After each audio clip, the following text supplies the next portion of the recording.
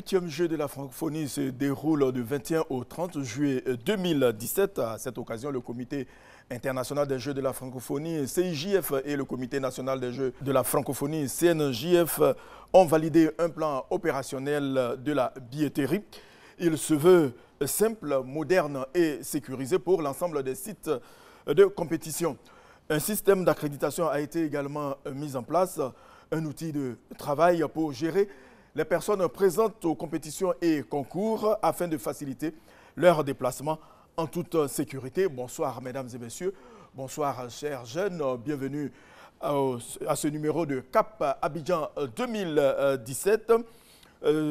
Système d'accréditation et plan opérationnel de la billetterie, sujet de ce soir. Premier invité, monsieur Lallier Hugues, président de la commission accréditation et billetterie. Bonsoir. Bonsoir monsieur Victor Angola.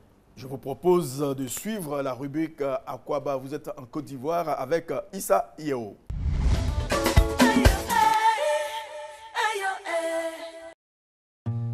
À moins de 60 jours des 8e Jeux de la francophonie à Abidjan, la commission accréditation et billetterie, tout comme les 16 autres commissions, est à pied d'œuvre pour le succès de ces Jeux. Un plan opérationnel de la billetterie simple, moderne et sécurisé pour l'ensemble des sites de compétition a été validé par le Comité international des Jeux de la francophonie, CIJF, et le Comité national des Jeux de la francophonie, CNJF. Ce guide de la billetterie, conçu pour permettre au public de voir les spectacles culturels et sportifs dans les meilleures conditions, donne toutes les informations concernant les sites de compétition. Le stade Robert Champoux à Marcory, le parc des sports, le palais de la culture et l'espace Canal au Bois à Trècheville, le stade Félix Houphouët-Boigny, la bibliothèque nationale, le musée des civilisations et l'Institut français au Plateau. Les billets seront officiellement en vente à partir du 1er juin prochain au tarif de 500 francs pour une journée entière sur un site de compétition. Concernant le stade Félix Houphouët-Boigny, les billets donnant accès aux tribunes latérales A et B sont exceptionnellement disponibles au tarif de 1000 francs CFA pour une journée entière de compétition. Les VIP n'ont pas été oubliés. La carte Faro leur est dédiée au tarif de 25 000 francs CFA pour tous les sites durant toute la durée des Jeux.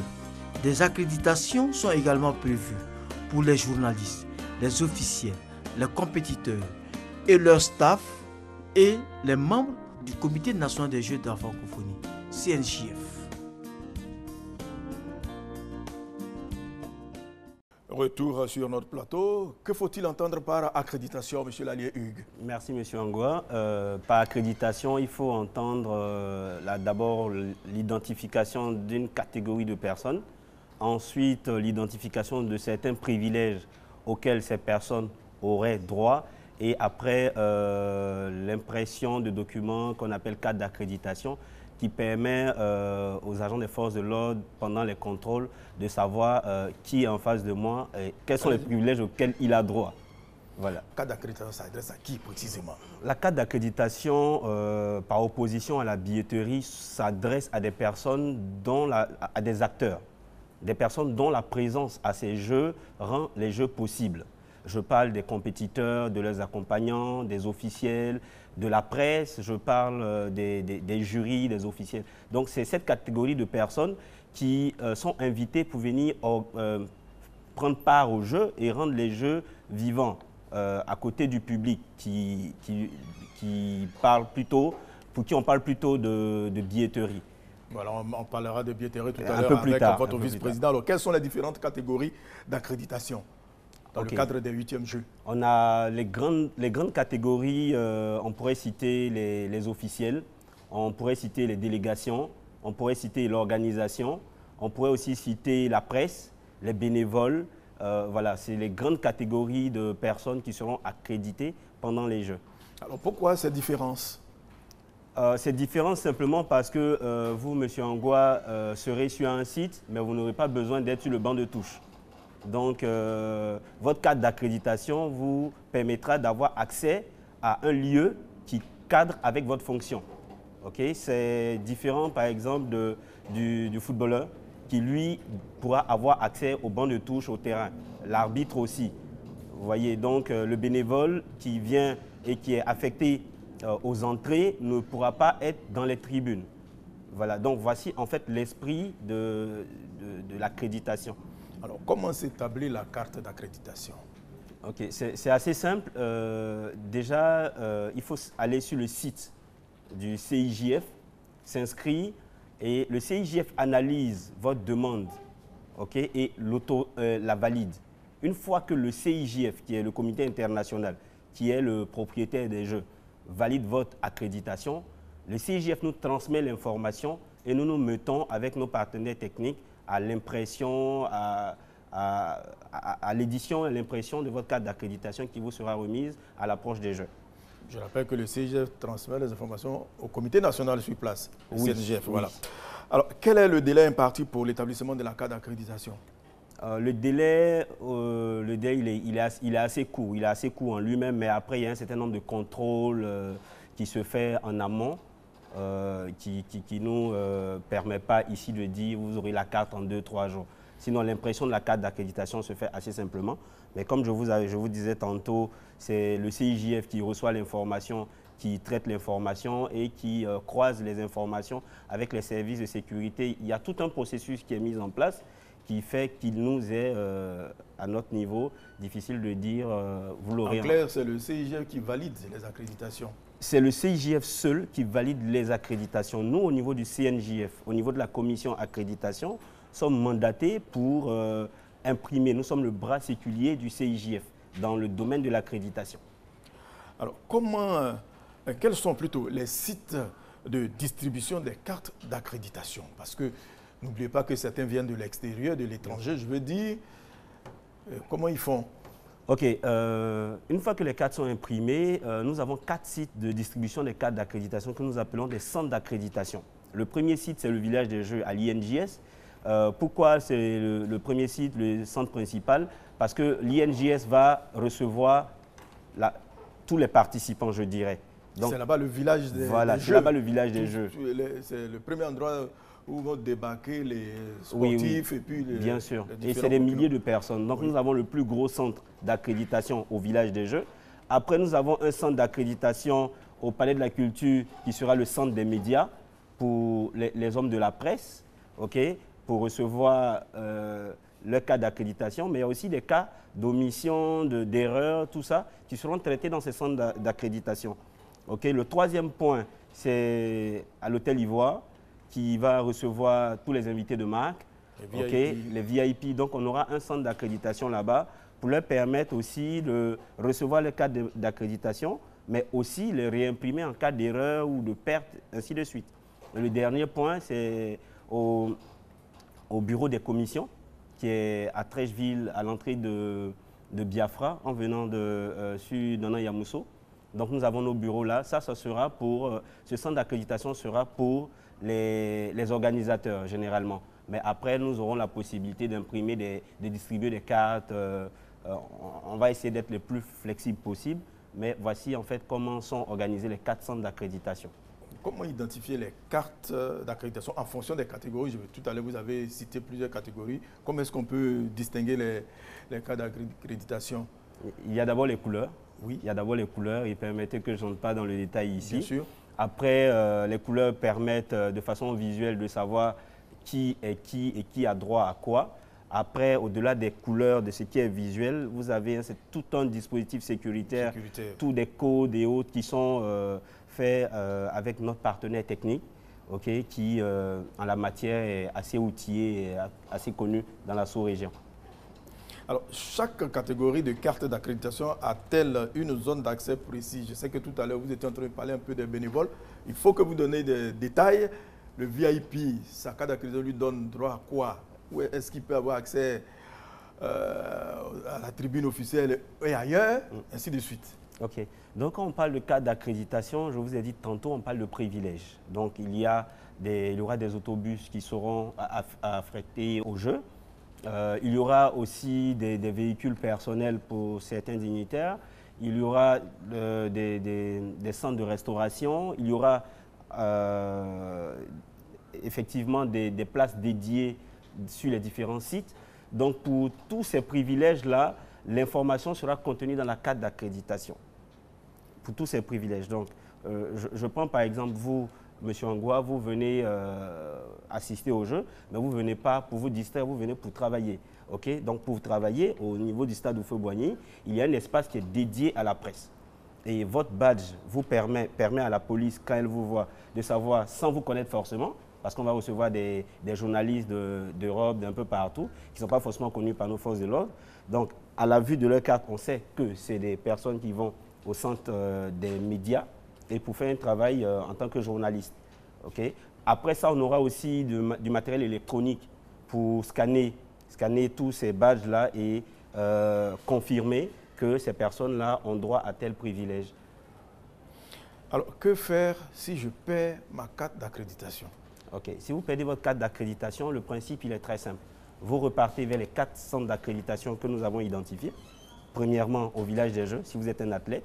Deuxièmement, vous partez au centre des médias ou au bureau des commissions. Encore à l'hôtel Ivoire, vous partez dans l'un de ces centres. Vous donnez toutes les informations à nos bénévoles qui seront sur ces sites. Il leur reviendra de partager l'information en ligne avec nous et le CIJF.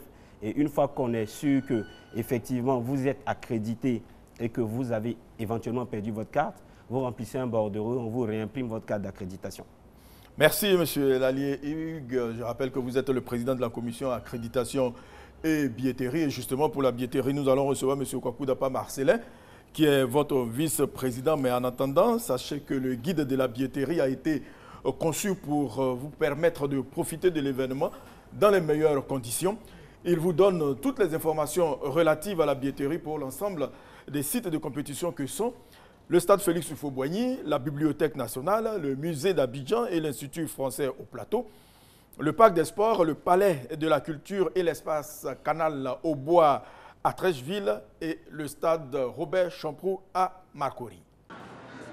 Pour accéder au site retenu pour le 8e jeu de la francophonie, il faudra être muni d'une accréditation ou d'un billet. La commission accréditation et billetterie rassure le public quant à l'acquisition de ces passe-droits. On a pris les dispositions nécessaires, naturellement. C'est par rapport à ce fait qu'on a 4 centres d'accréditation qui sont le village des Jeux, le palais de la culture, l'hôtel Ivoire et le site des différentes commissions à Trècheville. Ces 4 sites, qu'on appelle naturellement les centres d'accréditation, reçoivent les différents badges confectionnés par notre partenaire technique qui reçoit les éléments dans ces différents centres d'accréditation que nous, avec nos bénévoles qui ont été recrutés, nous procédons à la distribution.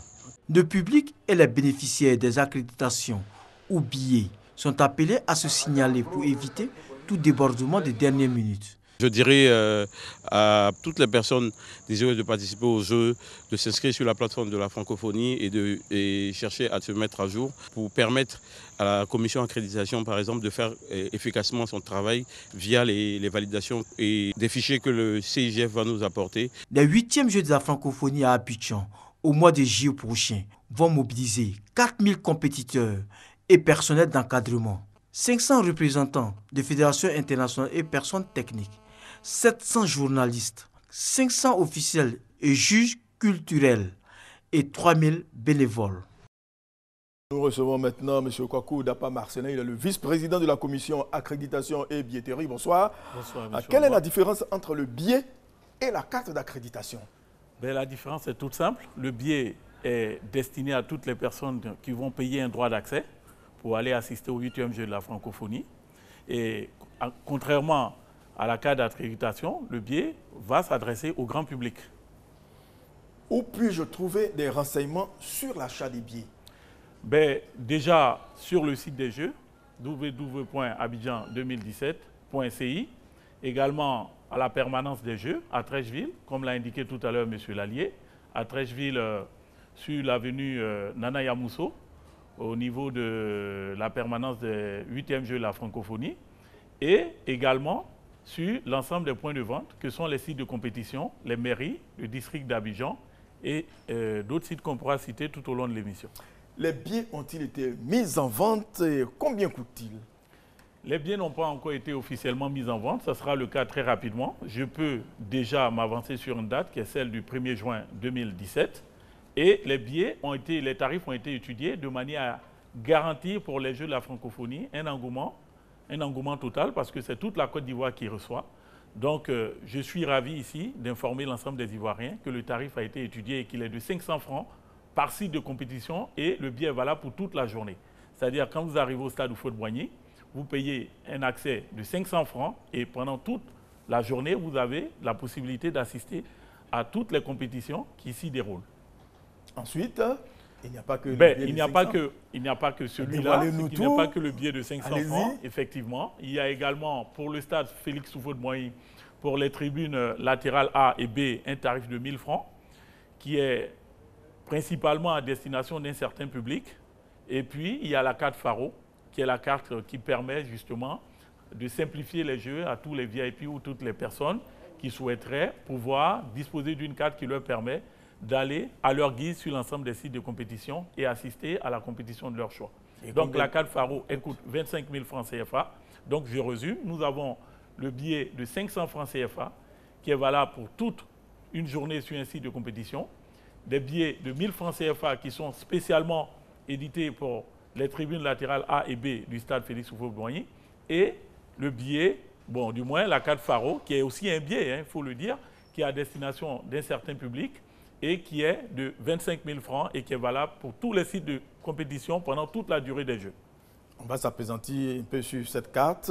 A priori, nous ne faisons pas de catégorisation. Nous donnons juste la possibilité aux personnes qui ont envie d'être à l'aise. Voilà, qui ont envie de suivre exactement, dans un certain confort, voilà, à un certain niveau, avec des places d'une certaine catégorie qui leur sont dédiées. Justement, nous leur donnons la possibilité d'assister à ces jeux-là en étant dans des conditions qui leur sied. Je peux citer pêle-mêle des DG, des directeurs d'administration, des familles qui viendront. Et il faut dire que la carte Faro, et ça, il est important de le préciser, est une carte de prestige. Ce n'est pas une carte, c'est un billet de prestige, si vous voulez. Ce n'est pas une carte qui est proposée systématiquement. Donc, vous devez faire d'abord passer commande pour votre carte. Donc, vous devez vous manifester de façon à ce que la carte soit produite. Ce n'est pas une carte que vous allez trouver sur tous les points de vente et l'acheter à votre guise, contrairement au billet. D'accord. Alors, est-il permis aux enfants d'entrer gratuitement? Sinon, combien coûtera leur entrée? Bon, il y a des formules famille. Il n'y a pas une disposition clairement établie en direction des enfants pour dire qu'ils ont un droit d'accès particulier. Mais nous conseillons aux parents de venir avec les enfants. Il ne faudrait pas que les enfants viennent tout seuls, il faut qu'ils soient accompagnés. Donc naturellement, dans le cadre justement de la formule famille, un enfant pourra tout aussi bien assister au jeu en compagnie de ses parents. Où acquérir les billets? Ben, sur tous les lieux de vente habituels, que nous n'allons pas citer ici, qui sont connus pour ceux qui sont habitués à aller assister à des spectacles. Mais par contre, on peut préciser que les mairies, toutes les mairies sont concernées par la vente des billets, le district d'Abidjan et également les mairies de l'intérieur du pays. Donc, nous lançons un appel à tous les jeunes qui sont à l'intérieur du pays, qu'ils se mobilisent, qu'ils entrent, ils se mettent en liaison avec les responsables de la mairie de leur ville de résidence, de manière à ce qu'ils puissent nous adresser commande pour un certain nombre de billets, de manière à ce que les billets soient acheminés. Parce que les Jeux de la francophonie, concerne tout le monde, ce n'est pas uniquement le public d'Abidjan. Que vous soyez à l'intérieur du pays, que vous soyez à Abidjan, vous êtes concerné par les Jeux parce que c'est la Côte d'Ivoire qui reçoit.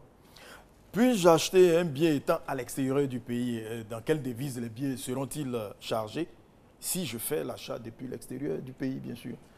Vous pouvez acquérir votre billet depuis l'extérieur, mais le paiement se fera sur place en Côte d'Ivoire. En gros, vous faites une réservation que vous confirmez et à votre arrivée en Côte d'Ivoire, sur présentation du numéro de réservation et de votre pièce d'identité, vous avez la possibilité de confirmer votre achat en exécutant le paiement. Et en ce moment, vous entrez en possession de votre billet. Quelles sont les différentes options de réservation et de paiement de billets? Ben, vous pouvez réserver vos billets via la plateforme www.abidjan2017.ci, principalement via la plateforme. Mais, comme je l'ai dit, pour ceux qui vivent en Côte d'Ivoire, la permanence de la billetterie est disponible pour les accueillir à l'adresse que j'ai indiquée tout à l'heure à Treichville. Il y a un système de prévente de billets. Qui ça concerne? Ben, justement, il faut que les Ivoiriens comprennent qu'ils ont la possibilité de se réunir via les associations, via les groupements, via leurs écoles, via les grandes écoles, et venir nous voir de manière à ce que nous puissions leur éditer des billets, un certain nombre de billets, avec des places qui leur sont spécialement affectées, de manière à ce qu'ils puissent suivre leurs billets, et les jeux du moins, en étant en groupe, justement. Donc, que ce soit les entreprises, les associations, les groupements, les écoles, et j'en passe, en fait, toute forme d'organisation sociale, ben, ils ont la possibilité d'entrer en contact avec nous et nous nous ferons le plaisir d'éditer le nombre de billets en fonction de leur commande. Et pour ce qui concerne les ventes directes? Les ventes directes, ce sont les billets qui sont produits spontanément, sans attendre une commande et qui sont repartis sur les différents points de vente sur toute l'étendue du territoire national pour permettre à toutes les personnes désireuses d'assister au jeu de pouvoir aller les acquérir. Donc ces billets seront disponibles dès le 1er juin, comme je le disais, et le public pourra les acquérir au tarif que nous avons tout à l'heure indiqué sur l'ensemble des sites ou des lieux de vente. Y a-t-il des contrôles visuels et électroniques selon le type de billet? Ben, effectivement, les billets, déjà par rapport à des éléments visuels qui permettent de sécuriser le billet, je veux dire, nous avons déjà un premier contrôle qui se fait dans la première zone avant d'accéder au site de compétition. Et ce contrôle permet justement de s'assurer que toutes les personnes qui viennent avec des titres valides. Il y a un second contrôle qui est le contrôle électronique qui permet de remonter les statistiques en temps réel parce qu'il est important pour nous de pouvoir à la fin des Jeux dire combien de personnes ont été assistées aux Jeux de la francophonie. Mais je vous rassure, nous n'avons pas d'inquiétude particulière.